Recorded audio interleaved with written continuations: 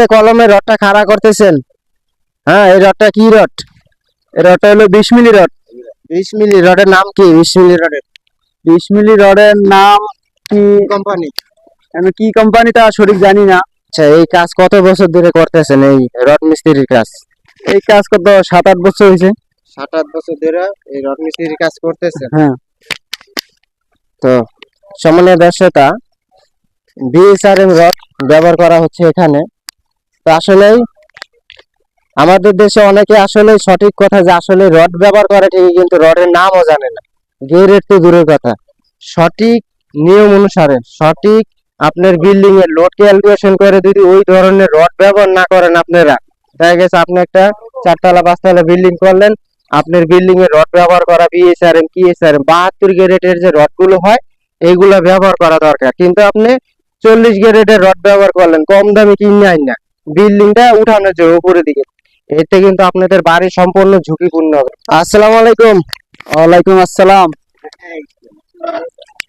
তো মিস্ত্রি ভাই ভালো আছেন? জি আলহামদুলিল্লাহ ভালো আছি। আচ্ছা, এই যে রড উঠাইতেছেন না?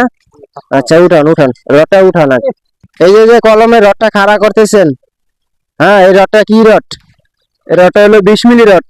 20 মিলি রডের নাম কি? 20 মিলি রডের 20 মিলি রডের নাম কি? কোম্পানি?